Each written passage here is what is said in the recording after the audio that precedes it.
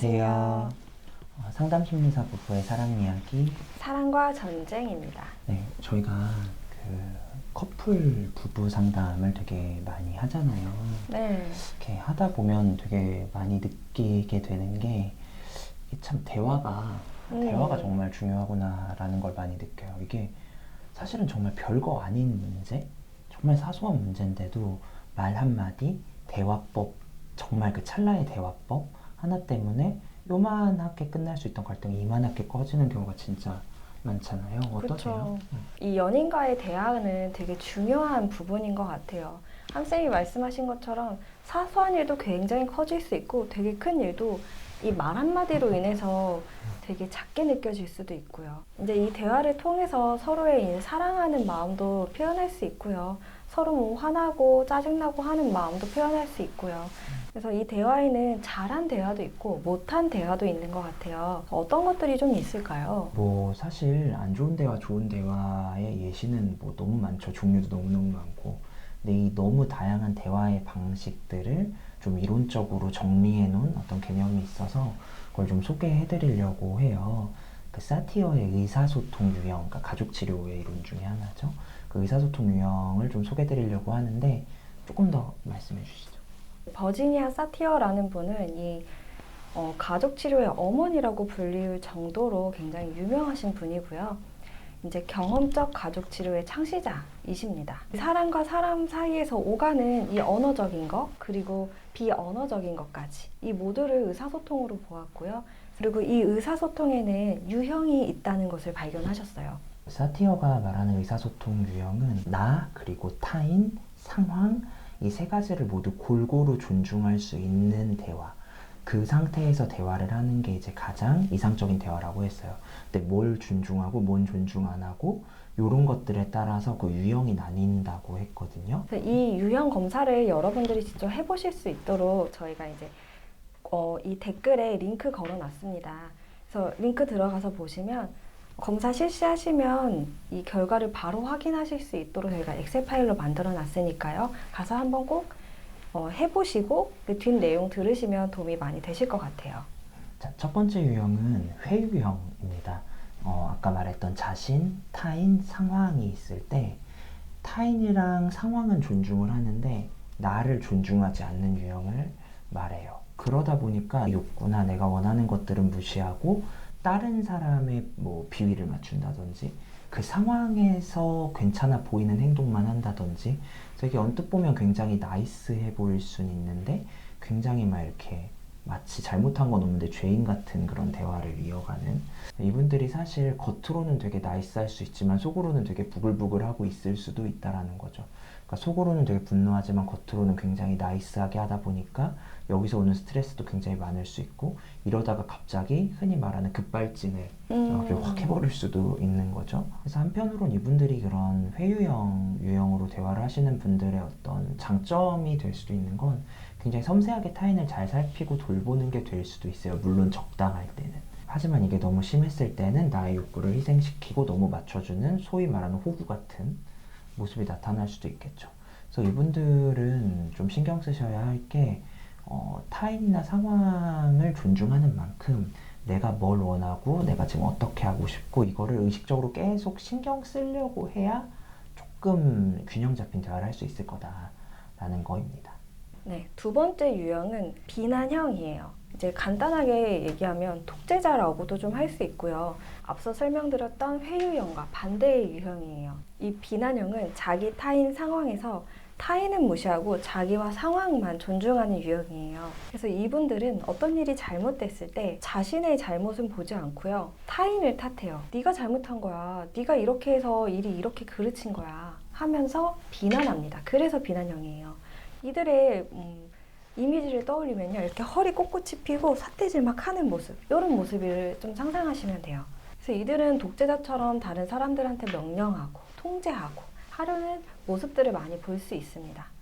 근데 사실은 이들 내면에는 다른 사람들과 가까워지고 싶은 욕구가 있는데 자기가 굉장히 실패한, 외로운 실패자라고 느껴져서 이런 모습을 드러내는 것을 두려워해요.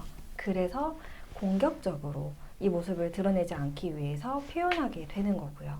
네, 이들의 장점이라고 하면 적절히 표현했을 때 자기 주장을 굉장히 잘하는 사람들이라는 거죠.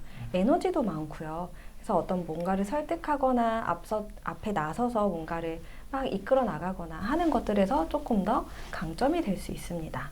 근데 이들이 주의하셔야 될 점은 내가 너무 나를 보지 않고 타인의 잘못만 보고 있을 수 있기 때문에 역지사지하는 것들, 그런 태도들이 굉장히 좀 필요한 분들이라고 생각하시면 됩니다. 그래서 실제로 보면 이 아까 말했던 회유형과 비난형 이 두 유형의 이 부부가 진짜 많은 것 같아요. 특히 이제 연령대가 좀 높아질수록 흔히 말하는 그 가부장적인 집안의 모습 있잖아요.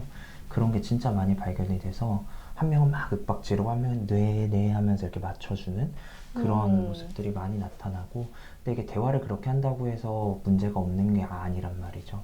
그래서 그게 언젠가 곪고 골마서 터지고 그런 모습, 이 두 유형이 콜라보 될 때가 진짜 많다라는 거. 네, 사티어의 의사소통 유형, 좀 세 번째 유형은 초이성형입니다. 초이성형은 아까 말했던 자기와 타인 상황 중에서 나와 타인은 없어요. 상황만 존중하는 거죠. 그래서 이분들이 진짜 되게 자주 하는 말, 그래서 팩트가 뭔데? 뭐 이런 거죠. 너더티 할 때 그런 되게 오로지 사실관계, 어떤 이론, 이치 뭐 이런 것들만 이제 중요한 거예요. 그 사람이 어떤 생각을 하고 또는 내가 어떤 생각을 하고 그게 우리 관계에 어떤 영향을 미치고, 이런 어떤 관계적인 거, 사람에 대한 거는 일절 안 쓰고 무엇이 맞고 무엇이 틀린가. 그래서 이분들은 싸움을 해도 뭐 싸움의 목적이 뭔가 우리가 관계를 잘 풀고 뭐 좋은 관계로 나아가기 위해서 이런 느낌이 아니라 잘잘못, 누가 잘했고 누가 잘못했냐, 요거를 막 이제 따지는 그런 분들이 있죠. 그래서 사실 이분들이 이제 상담 왔을 때도 와서 누가 잘못한 건지 밝혀주세요. 뭐 이런 식의 태도가 보이기도 하는 거죠. 그래서 되게 이분들과는 대화하기가 힘들어요. 그러니까 언뜻 보면 되게 맞는 말만 하는 것 같고, 괜히 내가 되게 감정적인 사람이 된 것 같고, 우리가 흔히 막 논리적인 게 좋은 거라고 막 생각을 하잖아요. 그러니까 너도 논리적으로 말해봐 막 이러면서 이게 되게 그 상황적인 맥락만 강조하는 그런 대화도 관계를 해결하는데 그닥 좋은 대화 방식이 아니다. 그래서 이분들의 뭐 장점이라면 어떻게 보면 그 상황을 잘 객관적으로 조망할 수 있는 거, 그리고 어떤 지식적으로 뭔가를 좀 진짜로 많이 알기도 하거든요. 왜냐하면 논리적으로 따지려면 많이 알아야 되거든요. 그래서 그런 게 장점인 반면에 좀 노력해 주셔야 할 점은, 무슨 말인지 다 알겠고 그 말 다 맞는데 그거에 대해서 상대방이 어떤 생각을 가지고 있는지, 또 나는 어떻게 생각하고 우리가 원하는 건 뭐고, 갈등이 생긴다면 이 갈등의 어떤 목적은 뭐고, 이런 것들을 조금 더 고려하려고 해보시는 노력이 필요할 거다라는 거죠. 상황이 아니라 우리를 보는 연습. 그쵸, 사람. 사티어의 의사소통 유형 중 네 번째 유형은 산만형입니다. 나, 타인, 상황 모두를 무시하는 유형이에요. 그래서 산만해요. 뭐 어느 것 하나에 집중하지 못하고요. 부산스럽고 산만하고, 누군가와 대화할 때도 그 내용에도 집중하지 못하고요. 사람에 집중했다가 다른 거에 봤다가 또 다른 거 봤다가, 그래서 주변 사람들이 왜 이렇게 산만해, 정신없어, 이렇게 느껴질 수 있어요. 근데 이분들은 이런 상황을 적절하게 파악을 하는 것을 어려워하기 때문에 되게 굉장히 진지한 상황에서도 농담 던지고 맥락을, 이 상황을 파악하지 못하는 거죠.